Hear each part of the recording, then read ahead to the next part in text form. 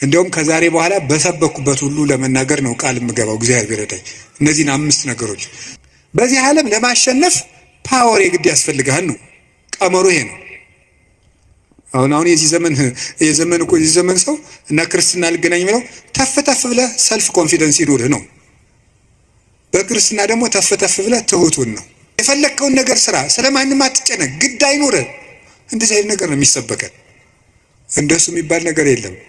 እንደውም የሚባለው 100% ኮንፊደንስ ኔጌቲቭ ኮንፊደንስ ነው ይባላል። ባለስልጣንን ሲሻር መሳደብ እናውቅበታለን ነው ለማለት የፈለግኩት። ሲሾም ትንፍሽ የለም፣ ሲሻር ስለ አፄ ኃይለ ሥላሴ ነውር የሚወራው በደርግ ዘመን ነው። ስለ ደርግ ዘመን የሚወራው ቀጥሎ ባለው ነው። ቀጥሎ ስላለው የሚወራው ቀጥሎ ባለው ነው። ነገ ደግሞ የሚወራው ምን እንደሆነ ያላውቅም። አሁን አንዳንድም የከተማ እናቶች ሊቃጣቸው ጀምሮ ነበር አሉት። ክርስትና ሲያስነሱ ውሃ በፌርሙዝ አሙቀው አምጥተው በዚህ አጥመቁልኝ። ይሄ ቀልድ ይመስላል በእውነቱ ማለት ነውና የእግዚአብሔር ቤተሰቦች ያለ እግዚአብሔር ጉልበት ካለንበት ኃጢአትን መውጣት አንችልም። አንዳንድ ጊዜ ሰይጣን ምን ሊለን ይችላል? አይ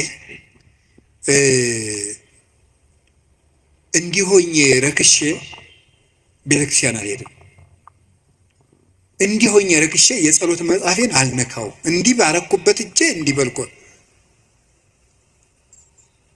እንደው ይገርማቸዋል እኮ ጸሎተኛ ለመሆን ምን ያስፈልጋል ቢሏቸው አንድ አባት መጸለይ አሏቸው። ጸሎተኛ ለመሆን መፍትሄው ምንድን ነው ንገሩኝ እንጂ መጸለይ ነው። ወደ እግዚአብሔር ቤት ለመምጣት መፍትሄው ምንድን ነው? ወደ እግዚአብሔር ቤት መምጣት በሉ እንጂ ንገሩኝ እንጂ ወደ እግዚአብሔር ቤት ለመምጣት መፍትሄው ምንድን ነው? ጥሩ ሰው ለመሆን መፍትሄው ምንድን ነው? ከነ ክፋታችን መምጣት።